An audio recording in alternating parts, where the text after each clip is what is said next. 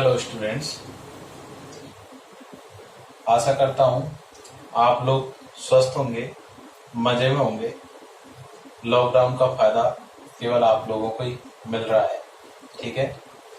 तो मेरा कहने का मतलब ये है कि लॉकडाउन तो चल रहा है और अब तक अपनी क्लासें भी स्कूलों में स्टार्ट हो चुकी होती हैं और अपना लगभग एक चैप्टर कंप्लीट हो चुका होता है इस समय तक, ठीक है।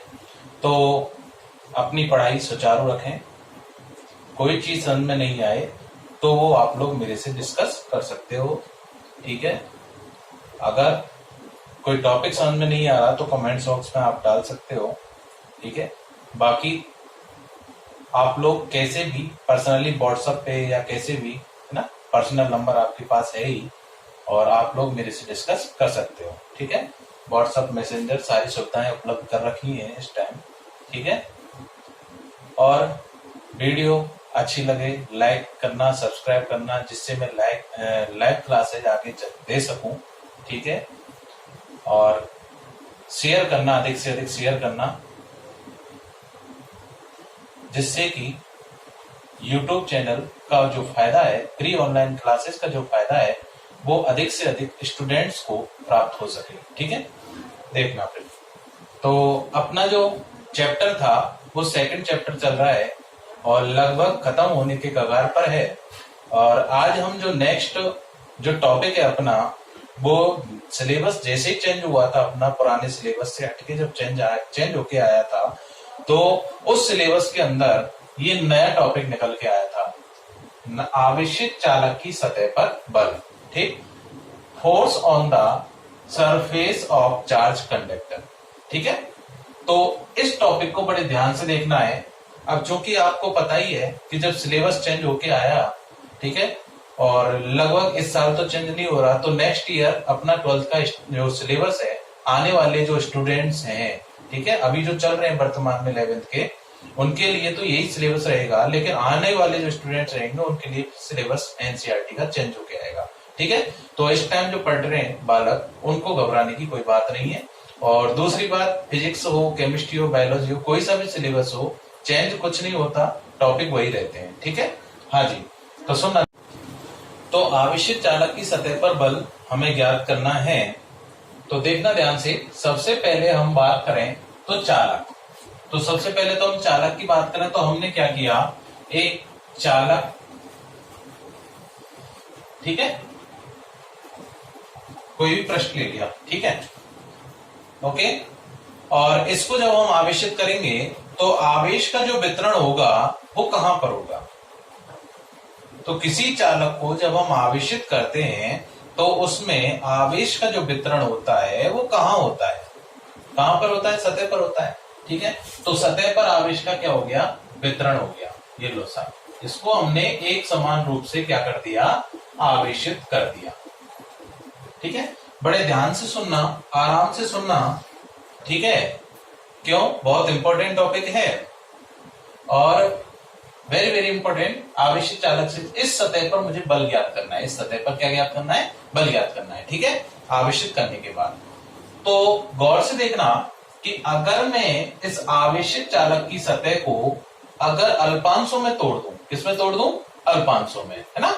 तो जब मैं इसको अल्पांशों में तोड़ता हूं तो उस कंडीशन में क्या होगा, तो अल्पांशों में जैसे विभक्त करें, जैसे मान के चलो ये कोई चालक तार है और इस चालक तार को जब मैं आवेशित करता हूं एक समान रूप से, और जब आवेशित करने के बाद जब मैं इसको अल्पांशों में तोड़ दूं तो देखना प्रत्येक अल्पांश पर जो आवेश है वो एक समान है या अलग अलग है, पहले बताओ।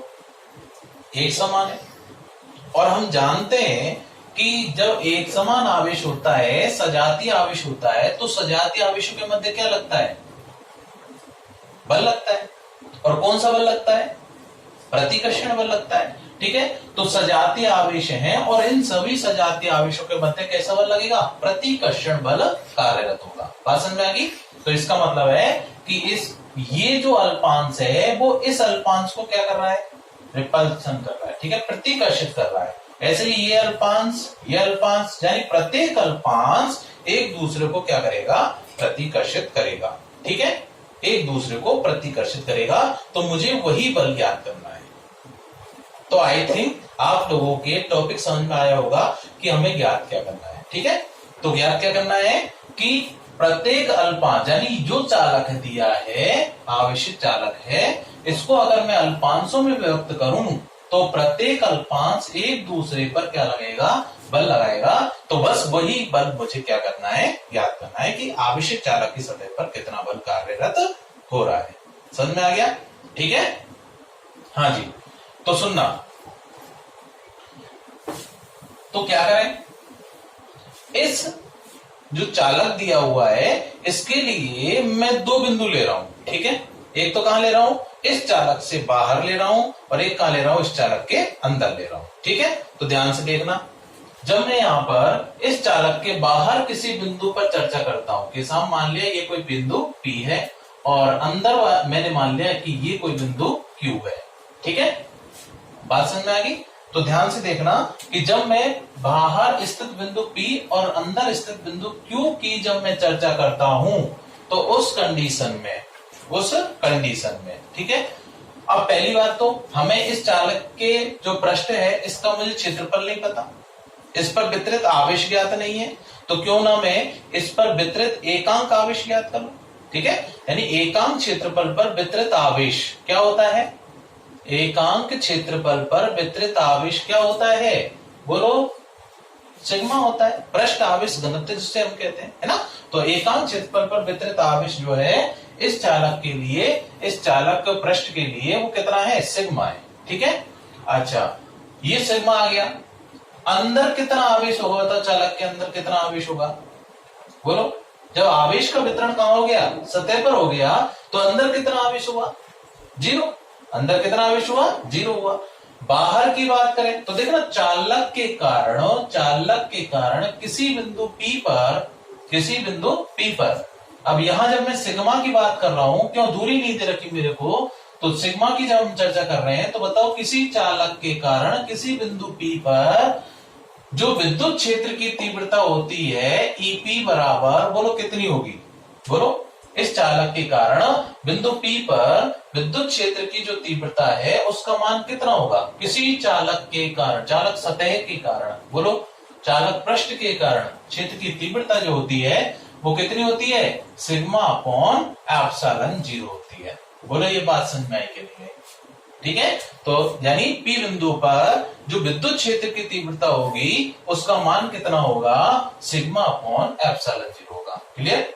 अच्छा, Q पर बताओ, तो Q पर क्या होगा, इसी प्रकार चालक के अंदर बिंदु Q पर क्षेत्र की तीव्रता बोलो कितनी होगी, 0। ये बात हम पहले ही कर चुके थे। ठीक है, क्यों, चालक के अंदर कुल आवेश कितना होता है, 0 होता है। जब 0 होता है तो इसका मतलब इस पर जो क्षेत्र की तीव्रता होगी उसका मान कितना होगा, 0 होगा। बात समझ में आ गई? अच्छा, अब हम चर्चा करते हैं कि साहब हमें क्या निकालना है, बल निकालना है। तो बल ज्ञात करने के लिए क्या करें कि ये जो चालक दे रखा है इसको अल्पांशों में बांट दो। ठीक है, तो ध्यान से देखना कि ये क्या है, पृष्ठ है, और पृष्ठ को जब अल्पांश में व्यक्त करूंगा तो क्षेत्रफल में जाएगा या लंबाई में जाएगा, तो अल्पांश जो कटेगा वो लंबाई कटेगी या क्षेत्रफल कटेगा, क्षेत्रफल कटेगा। क्यों, पृष्ठ को काट रहे हैं। ठीक है, और अगर हम किसी रेखीय तार को काटते तो क्या कटती, वहां पर लंबाई कटती, क्या कटती, लंबाई। तो ध्यान रखें कि हमने क्या कर लिया कि एक अल्पांश ये काट लिया साहब, ठीक है, ये A और ये B और ये मान लिया C। तो ऐसे ही कई सारे अल्पांश हमने काट लिए, ऐसे ही कई सारे अल्पांश काट लिए, और हम देखें तो प्रत्येक अल्पांश हर दूसरे अल्पांश पर क्या लगाएगा, प्रतिकर्षण बल लगाएगा। ठीक है, तो मैं यहां पर किन्हीं दो अल्पांशों की चर्चा कर रहा हूं, किसकी चर्चा कर रहा हूं, किन्हीं दो अल्पांशों की। ठीक है, कैसे कि साहब ये अल्पांश है, तो इस अल्पांश पर अन्य सभी अल्पांशों के द्वारा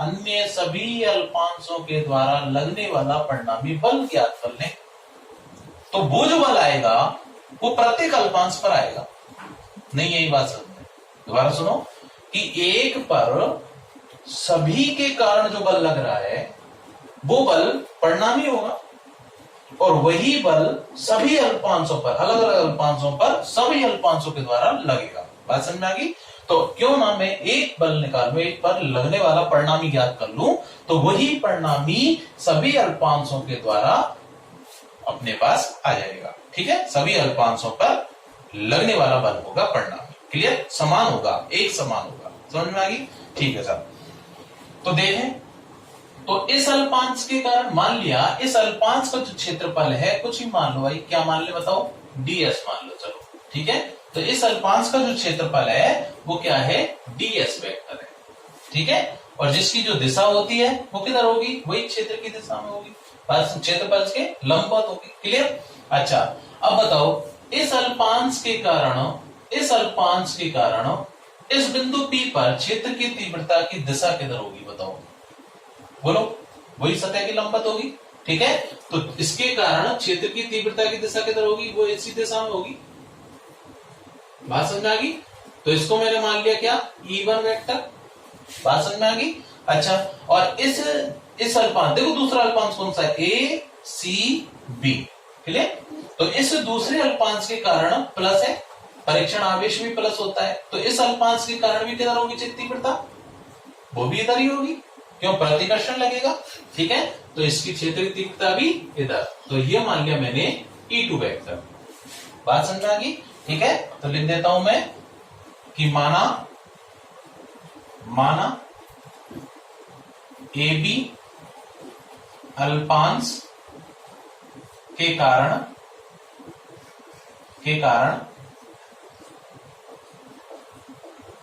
माना AB अल्पांश के कारण बिंदु P पर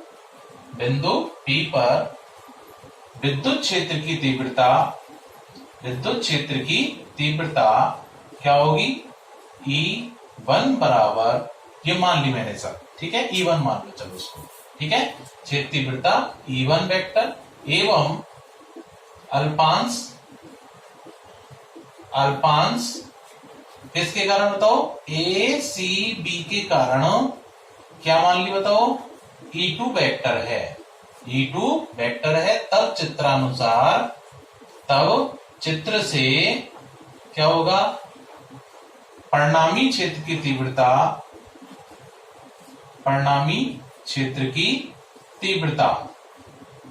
तो बताओ परिणामी क्या हो जाएगी, दोनों एक ही दिशा में, तो बताओ EP बराबर क्या आ जाएगा, बिंदु P पर क्षेत्र की तीव्रता आ जाएगी EP बराबर E1 vector plus E2 vector. ठीक है, अब दोनों एक ही दिशा में, तो वेक्टर हटा देता हूं, तो क्या हो जाएगा, EP बराबर आ जाएगा E1 प्लस E2। बोलो ये बात समझ में आई क्या, समीकरण नंबर 3। क्लियर। अच्छा, इसी प्रकार अब बताओ इस Q पर देख लो, क्यों, मुझे तो परिणामी पता है कि EP का मान इतना है, EQ का मान इतना है। ठीक है, लेकिन मैं अब यहां पर देखो इन दोनों अल्पांशों के कारण निकाल रहा हूं अलग अलग। ठीक है, और दोनों अल्पांशों के कारण निकालने के बाद फिर हम देखेंगे यहाँ पर P पर कितना है और Q पर कितना है। ठीक है, तो देखना गौर से। हाँ जी, तो देखो इसी प्रकार अल्पांश AB के कारण Q पर विद्युत क्षेत्र की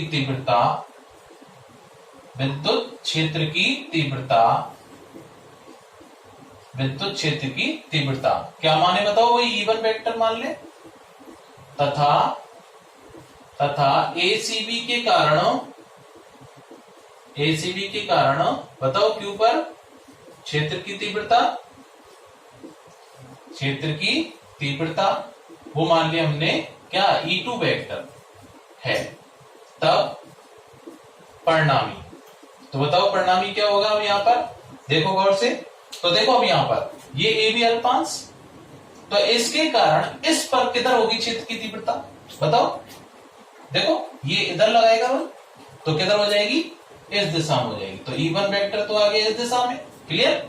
अच्छा, अब बताओ इस अल्पांश के कारण किधर लगेगा इस पर बल, वो इस दिशा में लगेगा, तो बताओ क्षेत्र की तीव्रता किधर होगी, वो इस दिशा में होगी, वो मान ली मैंने E2 वेक्टर। बात समझ में आ गई। अब बताओ दोनों कैसे हैं विपरीत,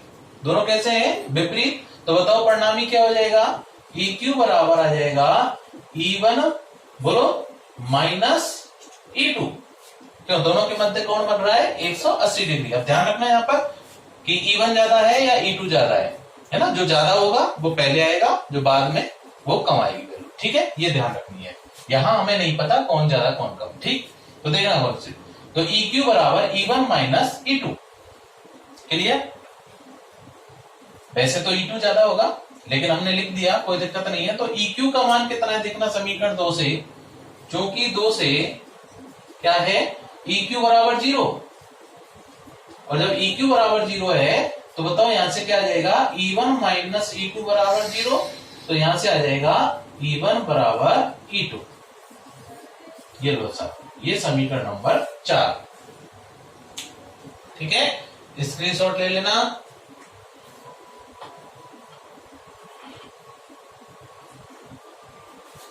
हाँ जी, मिटा रहा हूं। तो देखो गौर से, ईपी का मान कितना है, सिग्मा अपॉन एप्सिलॉन नॉट। ठीक है, ईपी का मान है सिग्मा अपॉन एप्सिलॉन नॉट, और ईक्यू का मान हमने यहां पर रख दिया, और E1 बराबर E2 है, तो मैं इस समीकरण में मान रख रहा हूं। ठीक है, तो गौर से देखना।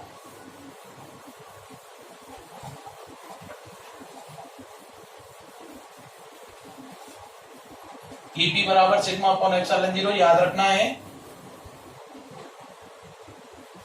हाँ जी, तो समीकरण 4 व 1 से मान 3 में रखने पर तो क्या आ जाएगा बताओ, मान रखो। तो ईपी का मान कितना है, सिग्मा अपॉन एप्सिलॉन 0 बराबर हो जाएगा E1 प्लस, और इसको भी मैं E2, जब E1 E2 दोनों बराबर हैं तो इसको भी मैं E1 लेके चल रहा हूं। ठीक है, तो यहां से आ जाएगा या 2E1 बराबर आ जाएगा सिग्मा अपॉन एप्सिलॉन 0। तो यहां से E1 बराबर E2 बराबर आ गया सिग्मा अपॉन 2 का इधर भाग लगा दूं 2 एप्सिलॉन 0। क्यों? क्योंकि E1 और E2 दोनों बराबर हैं, और दोनों का जो मान आया निकल के वो कितना आया, सिग्मा अपॉन 2 एप्सिलॉन 0 आया निकल के। बोलो बात समझ में आई क्या नहीं आई? ठीक है, और ये समीकरण आ गया 5। तो यहां तक किसी को कोई समस्या है क्या? नहीं, चले आगे। ठीक, मिटा रहा हूं आगे।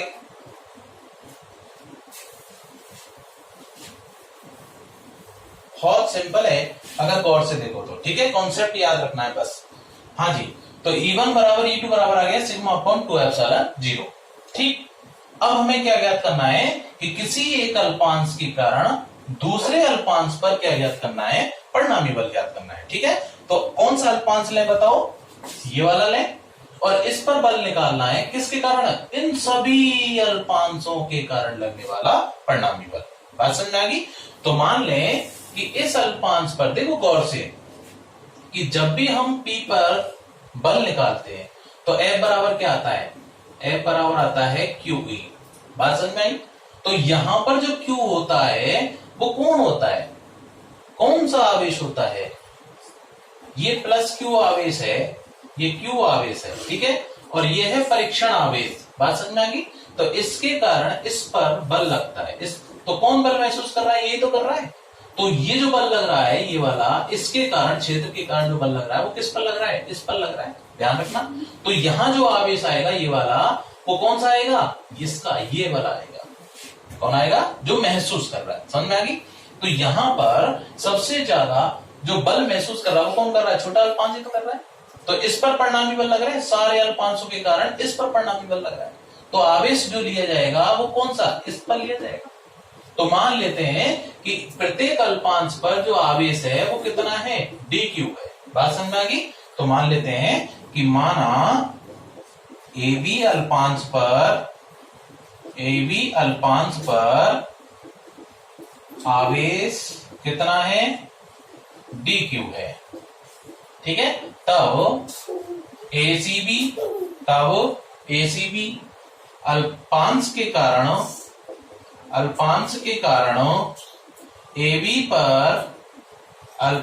कारण AB पर लगने वाला परिणामी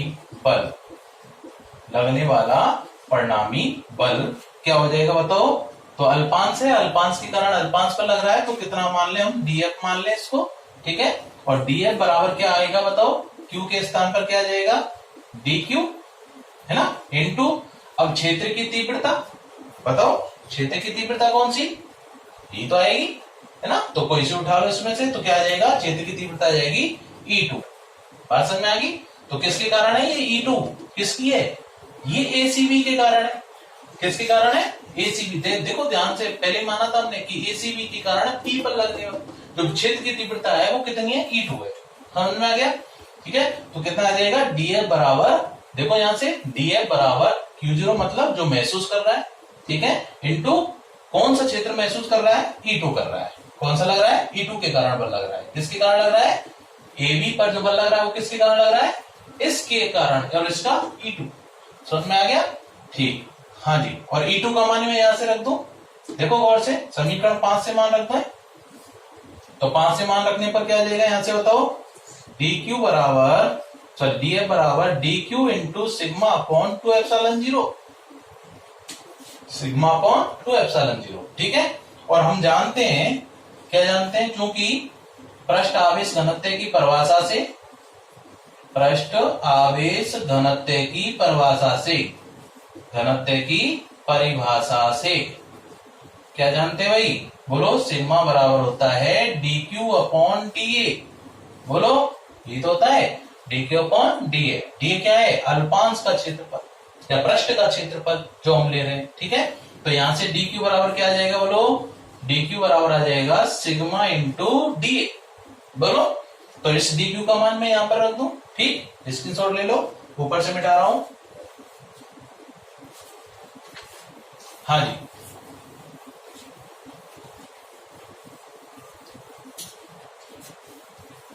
तो देखो गौर से, क्या आ जाएगा यहां से, या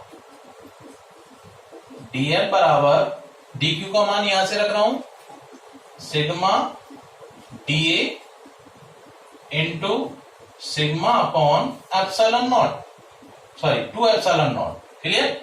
तो यहां से क्या आ जाएगा, या DF अपॉन DA को इधर ला रहा हूं, DA बराबर क्या आ जाएगा, सिग्मा स्क्वायर अपॉन 2 एप्सिलॉन 0, ठीक है। ये मान आ गया, समीकरण नंबर ए दे देता हूं इसको, ये मिटा रहा हूं। हाँ जी, तो गौर से देखना यहां पर,